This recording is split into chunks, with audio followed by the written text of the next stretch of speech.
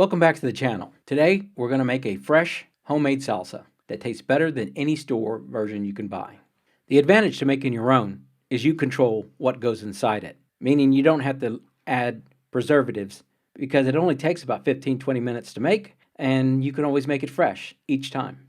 For this recipe, you will need 6 to 8 tomatoes, 1 dried chili, I use an ancho chili for my recipes, 1 whole green pepper, 1 whole red bell pepper, 1 red onion, 1 yellow onion, 2 cloves of garlic, a couple of tablespoons of Mexican oregano, cumin, salt, and pepper. At this point, you can add optional items such as jalapenos, chili flakes. It's all up to you, how you want it. When I'm preserving this in a jar, I add sugar and apple cider vinegar. So the first thing I do is soak the chili. I first place a little bit of hot boiling water in a bowl. Then I place another bowl so it weights down the chili. This needs to soak for about 20 minutes.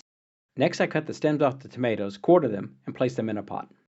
We're going to cook the tomatoes in the pot to reduce them down into a sauce before we add our other ingredients. We're now going to add the other ingredients. First, we're going to chop up the onions, the green peppers, the red peppers, and the garlic, and mix them all in and stir and cook and reduce down a little bit more of that pot. It doesn't matter how you slice them because they will eventually end up being run through a food processor or with a stick blender.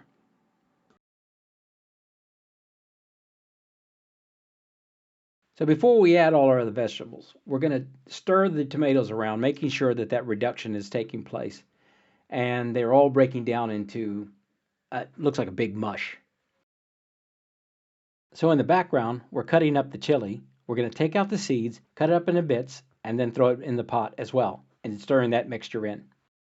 Now it's time for the home stretch. This is where we add all our vegetables, our seasoning, or anything else that we want to spice up our salsa. This is the time. Now I let this cook for about 10 to 15 minutes, blending all these spices and vegetables all together. This is also the time that if I was thinking about preserving this in a jar, I would add a tablespoon of sugar and a quarter cup apple cider vinegar. When that is done cooking, using a stick blender or a food processor, we're going to puree this up into not real fine, but we want to see some chunks of vegetables inside there. We're not going to make it into a puree. Then we're going to return this back to the saucepan, and we're going to add a tablespoon of flour or masa harina to actually thicken the sauce a bit. Let that cook down, and then we'll add our chopped coriander. And that's it, a quick, fresh, homemade salsa made from scratch. You can get this recipe and more at recipedos.com. Thanks for watching.